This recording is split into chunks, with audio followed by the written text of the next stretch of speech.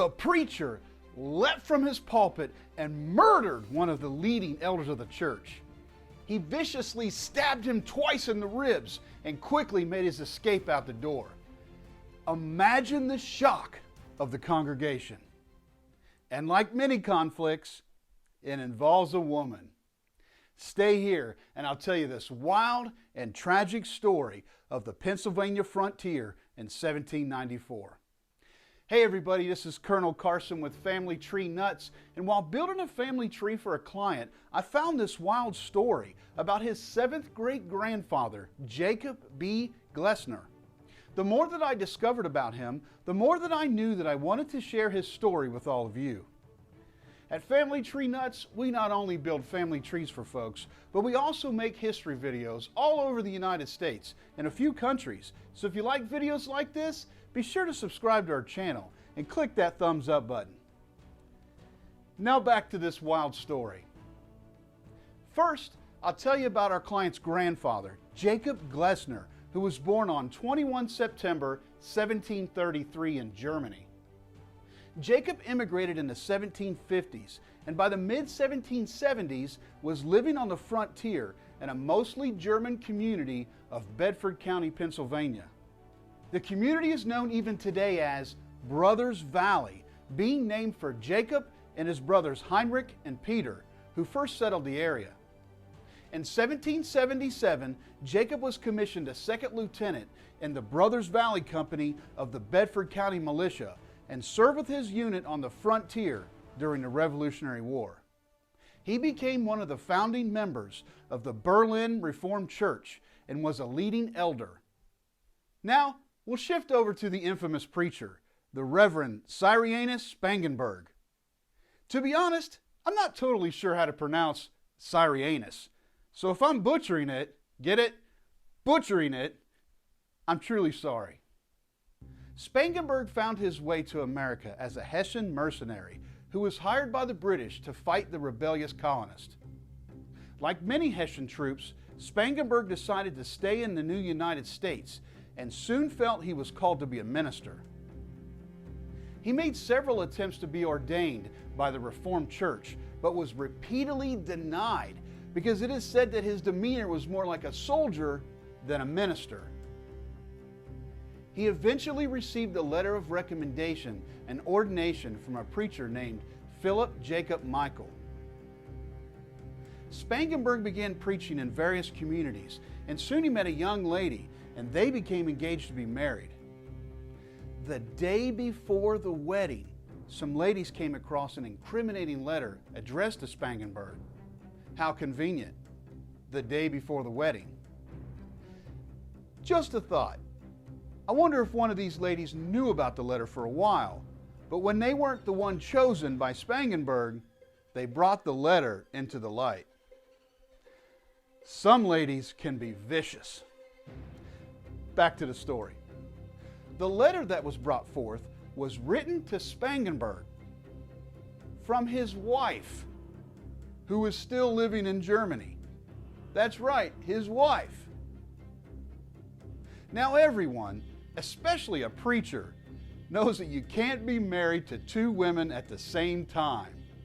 So he was quickly run out of town. He tried to settle in more communities, but each time his past was quickly found out.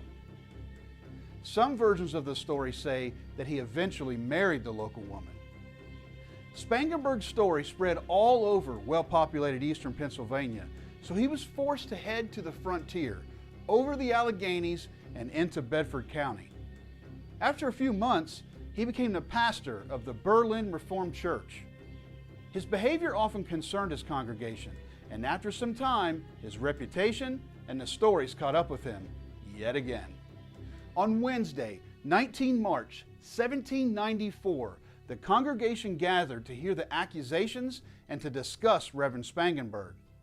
The preacher was present and sat silent for the meeting. Imagine having to sit and listen to that. At the end of the discussion, the congregation decided to put it to a vote as to if Spangenberg would be relieved of his position. Just before the vote was conducted, Elder Glessner stood and made a short speech against their minister and stated that he hoped that the congregation would vote him out.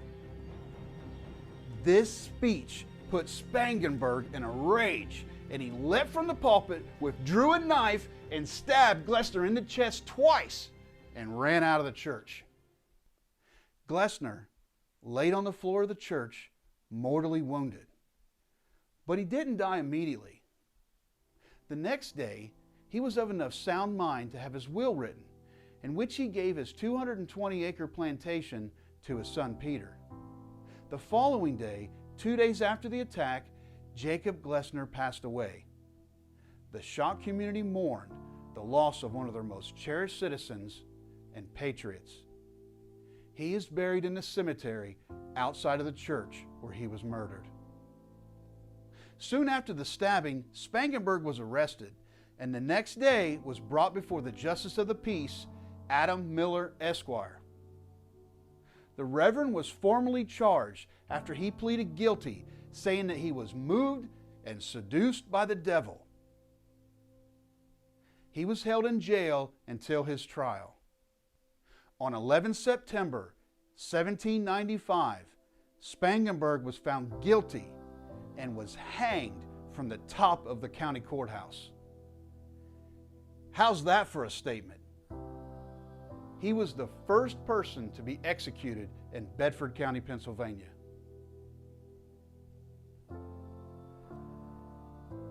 Wow, now we know the story of the murder of Jacob Glessner, by his preacher no less. What are your thoughts? Were you shocked by this story? How would it affect you if you discovered a story like this about one of your ancestors? I'd love to hear what you have to say in the comments below.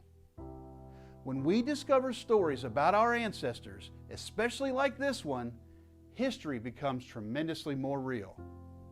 The events and locations that we read about or drive by begin to have a different impact on us, and we are bestowed with a deeper, enlightened understanding. Discovering and preserving stories like this is a passion of ours, and we are proud to discover this one and share it with their descendants and all of you. And remember, family tree nuts, let our nuts find the nuts in your family tree.